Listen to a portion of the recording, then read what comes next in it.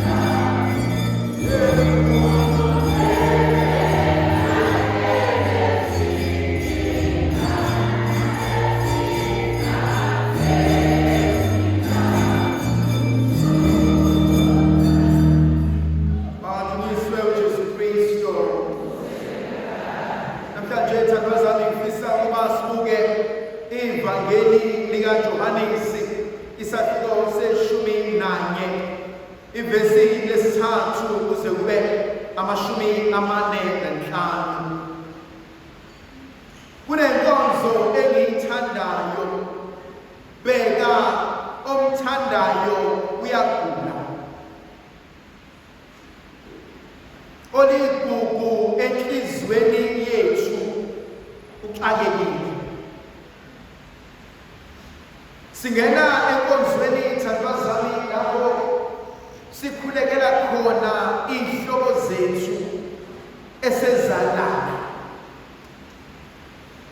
Uma sisahleli esaKristi nobaba uGatsheni sibuka imangaliso nemihlola edalwa isidalwa esingumuntu phekwethuna lomuntu. Ukuthi umuntu akaqeni ukuhamba athole ithuna lanokubani alisebenzise athathe inhlabathi yakhona ahlanganise nomuthi thizeni maqedana ahambe ayoshaya umuntu ngesiphoki. Namhlanje uma kuvuka kumina ukuthi inkosikazi mayembatha amandla ngalesi sikhathi esingaka, kuvuka kumina isililo sikaJeremiya engathi sonke besingagijima siye ebaluleni sithi Nkosi abalele lapha ngazibalele ngokuthula yini.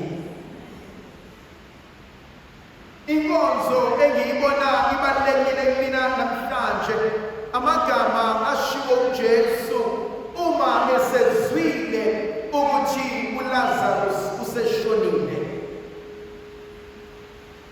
Khulumo yokuqala ishiwo uMartha noMaria bathi Nkosi ukube ukhona umnewethu ngabe akafanga. Kodwa uJesu uyabuza ukuthi nimbekephi. Khona abanye abantu kade bafa kodwa namhlanje abakafiki ezulwini. Abanye babo bafika ngemkhuleko, bafika ngamaphupho, bafika ngembonakaliso. Athi omunye sibanibani indlela angiyiboni, athi omunye kade ashona, athi abantu basekhaya baboni nalekho. Ebesulahlala uzibuza ukuthi sekwaphela 40 years usibanibani ahamba kodwa namhlanje methu umndeni akakahlangani nawo kanti ubekiphi. And so inkonzo esiza kuyona namhlanje inkonzo uJesu ayivusayo ngokubona usizi uMartha noMaria ababhekene nalo ngokushiywa othandwa inhliziyo yakhe. Kunenkonzo uNkulunkulu ayiphelelisayo uma bemyisa elibeni. Into yokuqala ayishoyo uyamemeza uLazarus ukuba makaphume emalibeni. Inkonzo esizoyenza ngey'mali zethu esiyisebenzisayo, inkonzo yokubasusa ebumnyameni sibabeke ekukhanyeni okuKristu. Ngaphambi kwaleli lisa sithazile abantu abamoshiwe, abanye babo bazibophe bona. Athi omunye angisoze ngamtholela usibanibani, athi indaba yami naye siyoyiqedela sesinkulunkulu. Lowo muntu uzibopha yena enhlizweni, loyo muntu uzitshela yena ukuthi Nkosi noma sengifikile angikwazi ukungena ngoba ngilinda usibanibani osasemhlabeni ukuze sikwazi ukuphelelisa izinto. Bese kuba khona abanye ababoshwa yimindeni. Kwesinye isikhathi njengomndeni sibuye sibonozelelane, sibuye sixabane, sibuye siphikisane. Ubone amalunga omndeni esebenzisa usibanibani ukuze avale ashaye izingane zakhe ayishiye emhlabeni. Abanye bethu siphila impilo yokwazi ukuthi ubaba wasebenzisa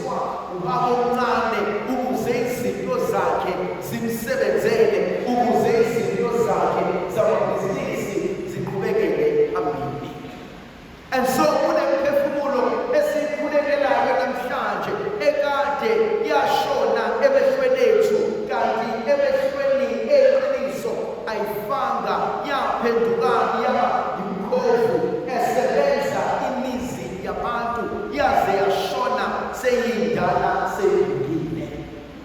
Inkonzo esizakela namhlanje inkonzo yokwamemeza emanibeni, inkonzo yokwamemeza la beboshwe khona, inkonzo yokwamemeza la befihlwe khona, inkonzo yokwamemeza la begqitshwe khona, inkonzo yokwamemeza la behleli khona bevale umlomo ukuthi la nikhona nithule nithini.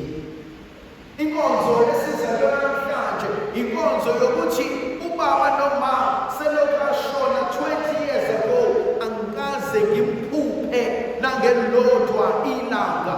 Ubaba noma uthe akashona zonke izinto zala ekhaya zaphenduka konke kwaphinda.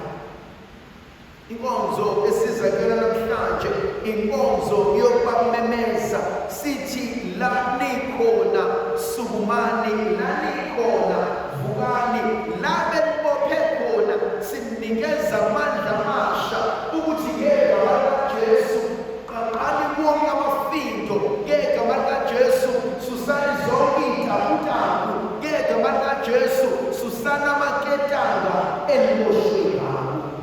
Inkonzo esizakela namhlanje ey'thandwa zami inkonzo yokuthi sibanibani walimala ngesikhali, sibanibani walimala ngesandla somuntu, kwayithina esikufumbathisa inhlamvu, kwayithina esikufumbathisa ummese, kwayithina esikufumbathisa iy'nkukhu ukubuyinkinye sathi nangoba kulala namhlanje siyakhulula.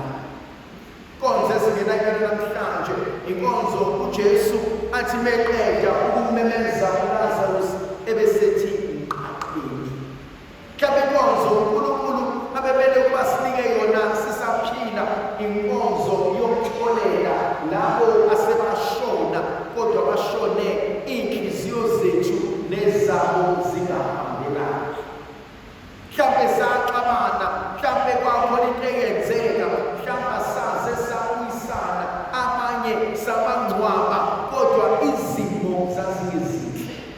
Ngiyayithanda inkonzo uJesu ayishoyo uma ethi uqaqeni, uma ethi mthululeni. Inkonzo bengiyiswela ukuyenza, bakhona yini asebashona enhlizweni yami engingakakwazi ukubaxolela? Enye into eshiwo uJesu uma uLazarus esesondela esethi mqaqeni, uLazarus uyaqaqwa ebese ephumela ngaphandle. Yona nkonzo engiyibona ibaluleke kakhulu lena ngoba uLazarus uyasuka endaweni yobumnyama uza ekukhanyeni okuKristu.